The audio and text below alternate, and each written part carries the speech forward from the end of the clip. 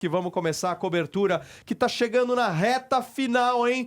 Reta final. É questão de dias pra gente ter o veredito desse cara aqui que vai aparecer na tela agora. Ai, Sim, graças a Deus, tem que acabar logo esse negócio. Este Chato. homem precisa ficar pelo resto Aguento da vida mais, dele atrás das grades. É ou não é, Carla Albuquerque? Eu concordo também. Eu vou lhe falar uma coisa. Ele é um perfil que não tem cura, gente. Se ele sair, ele vai continuar fazendo o que ele fazia antes. Ele ainda tem um alto poder econômico, mas eu acho que a coisa não está boa para ele lá, não. E a promotoria foi muito inteligente ontem. Ontem eles, né, se reuniram ali com o juiz, com o Aru Subramanian, e tanto a defesa quanto a promotoria para decidir realmente a questão das penas. Mas antes, a defesa encerrou ali com apenas 23 minutos. Ela foi lá, mostrou algumas provas, falou que não iria chamar nenhuma testemunha, porque ela diz que a promotoria não tem um caso concreto. O juiz pergunta novamente para ele: você não vai falar, você não vai subir aqui, não quer falar nada, não quer se defender. Ele dá uma risadinha, agradece de novo o juiz. Muito obrigado pelo seu tentando trabalho, ser você é muito competente. Exatamente, ali, né, mostrando simpatia ali para os jurados. Não sei se isso cola, acho que não. Deram umas risadinhas, eu não sei nem do que a gente está rindo, né? Porque foi um júri pesadíssimo, né, gente? E o que acontece? Depois disso, o juiz chama e aí vamos definir. A promotoria vai continuar pedindo essas determinadas penas. E o que a promotoria fez ontem, gente? Tirou algumas coisas da mesa. E eu vou passar aqui para vocês quais foram. Posso só te atualizar aqui, só para contextualizar, Carlinha? São 9h19 para vocês que estão nos acompanhando agora. O julgamento do Diddy entrou nessa reta final lá em Nova York. Nós estamos acompanhando há semanas isso, com algumas mudanças estratégicas que foram propostas por parte da promotoria. Vou explicar para vocês. Atendendo a uma orientação do juiz Arun Subramanian, os promotores eles decidiram retirar 3 acusações das instruções ao júri. São elas: tentativa de sequestro, incêndio criminoso e auxílio ao tráfico sexual. A decisão busca tornar esse caso mais direto e fácil, né, de ser compreendido pelos jurados. A medida está descartando episódios como, por exemplo, o sequestro da Casey e da Capricorn Clark e também aquele incêndio no carro do Kid Cudi que a gente trouxe. Todos esses casos a gente discutiu aqui. Segundo a promotoria, faltam vínculos diretos com o P. Diddy. Permanecem as acusações de conspiração, tráfico sexual por coerção e transporte interestadual para prostituição. É isso. Ainda assim, a promotoria pede que o júri considere que consentimento prévio não impede coerção e que o pagamento a vítimas não descaracteriza trabalho forçado, que era a justificativa mesmo que a defesa estava utilizando, né? Ah, não, mas a Jane foi paga para fazer o que ela estava fazendo, né, Carla? Exatamente, porque o que acontece? Ele vai ser agora, né, julgado por leigos, são pessoas leigas. E as leis, não só as nossas, as americanas de qualquer país, elas são muito complexas e elas são cheias de pequenos detalhes. E se você coloca na mesa coisas que aqueles jurados não entendem, aquilo pode pôr por água abaixo todo o caso, né, da acusação. E foi exatamente isso que ele fez. Quando ele tira a questão do sequestro, ele fala, bom, porque a gente conseguiu provar isso aqui, ficou complicado. E eles têm razão. Então, eles tiraram isso. Isso diminui o problema da lei RICO? Claro que não. Porque você continua ali com a estrutura de uma organização criminosa. E tampouco da outra lei, que é outra lei pesadíssima, que é a Mann Act, que vai falar, né, dessa coisa do transporte ali interestadual de pessoas para a finalidade de prostituição. Que são essas 2 leis que pesam muito na vida do Puff Daddy. Aí tiraram a questão do incêndio criminoso também, porque não acharam provas ali. Você achou que foi inteligente, Carlinha? Eu achei, porque quando você tira isso, o que acontece? Agora, o juiz, no final, ele vai dar aquisitação. E aí, ele, digamos, eu e o Felipe aqui somos jurados, né? Então, aí a gente vai olhar aquilo, mas será que isso aqui realmente aconteceu? Eles conseguiram provar isso aqui? Então, a gente está falando ali de um escritório de promotoria muito habilidoso e assim, né, com muitos anos ali de escola na questão da acusação. Então, quando eles acham assim, bom, acho que a gente não foi tão efetivo aqui, melhor tirar, para não criar mais confusão. Então, assim, ele vai ser ali, né, na verdade, julgado por menos crimes, mas não crimes que não sejam Achei bem inteligente isso Também aí, viu? achei. Porque não adianta você ficar colocando, porque as pessoas falam, ai, coloca isso, coloca aquilo. Mas você prova aquilo tudo? Se você não prova, você só está confundindo. Não, e aí poderia, né, Reis, criar meio que um discurso do Diri de invalidação do processo como um todo, né? Isso pode mudar a pena? Porque a quantidade de crimes não altera a pena? Então, muda a pena sim, mas, de novo, a dosimetria, que é quem vai dosar a pena, não são os jurados, é o juiz. Então, o que acontece? Dentro, né, da lei, ele diz que o mínimo é tanto e o máximo é tanto. No caso, para organização criminosa, o máximo é prisão perpétua. Esse é o problema dele. Então, ele pode chegar a pegar 50 anos, pode chegar à prisão perpétua, e aí o juiz, com base na devolução da quesitação, ele vai analisar. Por isso que nos Estados Unidos também demora muito. A gente não vai saber, terminou o julgamento, o juiz vai se fechar e vai demorar aí uns 6 meses, que isso é muito normal, muito natural. Aconteceu isso com a Elizabeth Holmes, de novo a gente trouxe aqui. Ela demorou 6 meses para saber qual seria a dosagem de pena dela. Aqui no Brasil, é que a gente já sai diretamente, o juiz já vai dar um cálculo ali de pena.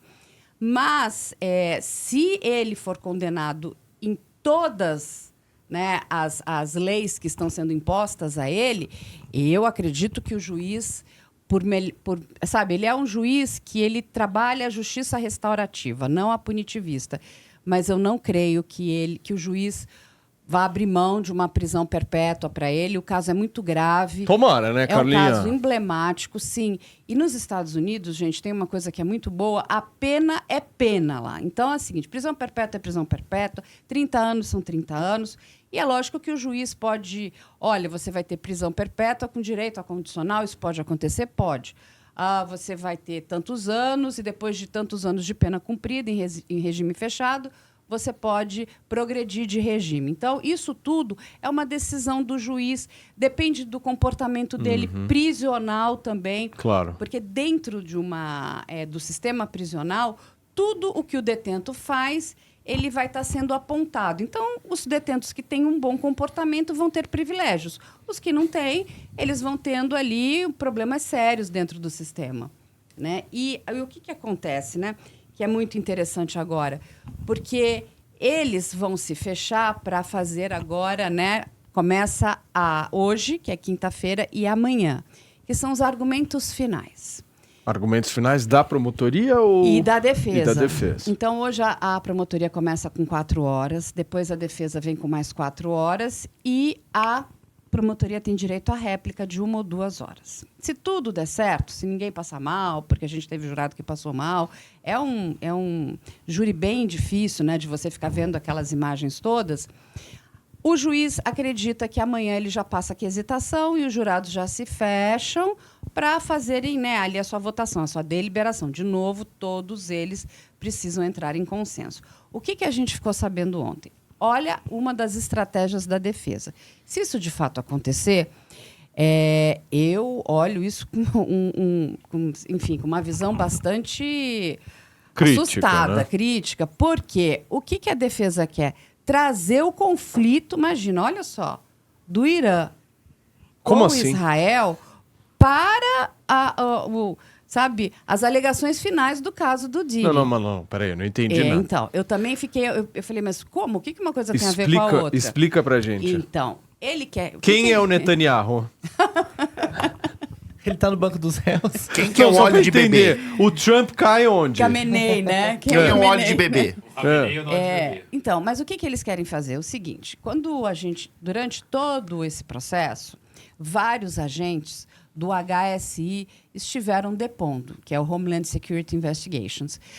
O HSI é um órgão americano, né, uma agência americana que vai lidar com crimes internacionais, transnacionais, enfim. E eles querem mostrar o seguinte, olha, você, contribuinte, você está gastando dinheiro público com uma perseguição, ao invés de estar, né, gastando o dinheiro público com coisas mais sérias. Ao invés de estar focado nesse conflito, né, em tudo isso que pode estar acontecendo com o mundo, estamos gastando dinheiro para perseguir esse pobre coitado. Nossa. É mais ou menos isso. Mas aí você percebe que o cara tá ferrado, né? Não. Porque pra usar um argumento desse, não é, Reis? Não tem mais o que fazer. fazer. Já foi, aí, né? deixa eu contar uma coisa para vocês. Só não vem me falar que vai ter um acordo, Carlinha. Não tem mais acordo. Pelo Acabou amor de esse- Deus, Mas hein? o que acontece? Lembra que a gente tem jurados ali que são pessoas mais velhas? Sim. Que Que escutam ópera. E com alta escolaridade. Então, e assim, o americano, gente, e eu posso dizer isso porque eu morei lá há muitos anos também, ele checa cada vírgula de dinheiro gasto, de imposto, o que está acontecendo, meu dinheiro está sendo bem gasto. E o que eles vão tentar fazer? Olha o que estão fazendo com o nosso dinheiro. Isso tudo aqui é um show, é uma coisa midiática para esse escritório da Promotoria Federal aqui sul de Nova York. É mais ou menos isso. Ninguém ali dá ponto sem nó. Ninguém dá um passo sem pensar no que está fazendo. É uma estratégia arriscada, porque o juiz pode dar um corte neles, falar, olha, que é isso, estão tão loucos. Lógico. Ou o juiz também pode deixar, mas isso foi muito discutido ontem. E tem um outro detalhe. Qual? Lembra que o juiz não sequestrou os jurados? Não sequestrou e deu todo aquele fuá, aquela confusão. E aí eles voltam para casa. Ah. O juiz fala, olha, você não pode assistir jornais, você não pode Cura, né? ver redes Como se fosse sociais, resolver. você não pode conversar com ninguém. Claro. Gente, isso é humanamente impossível. Eu não acredito que a pessoa não vai ver um jornalzinho, não vai, entendeu? Não sei a rede social, mas um jornal, alguma coisa, conversar com a sua esposa. Claro que dentro vai. de E casa. outra, quantos são? Proíbe. São 12. Ah, claro, que você vai controlar 12. E fora Oh, os suplentes. Aí o que acontece? tranquilidade. Aí o Mark Agnifilo chegou para o juiz ontem e falou assim: juiz, eu quero que você proíba todos os promotores de darem entrevista. Porque o que acontece? Depois que a promotoria fecha, né, todo o seu caso, eles podem falar. Então, o que eles entendem ali a defesa? Que dependendo das falas dos promotores, quem estiver assistindo pode se sentir influenciado, não é? Porque aí a promotoria começa a tentar traduzir, Sim. sabe, de forma mais simples. Porque a gente sabe, de novo, que aquelas pessoas que estão sentadas ali no banco de jurados não são especialistas na área criminal, não são advogados, são pessoas das mais diversas áreas e que vão estar julgando um caso extremamente complexo. Então, o que ele... E ele já deixou um recado. Não, porque se a gente souber que a promotoria está dando entrevista ou falando, né, nas redes sociais, nós vamos pedir anulação. Então, eles estão tentando aqui cercear de mas não vai, né? todas as maneiras. É lógico que a gente Não, está falando já foi, já. de promotores que são muito hábeis. É. Ninguém vai cair na asneira Ó, de falar, deixa eu dar uma Carla, entrevista. eu critiquei a promotoria nesse julgamento, mas eu acho que essa cartada final deles foi muito inteligente.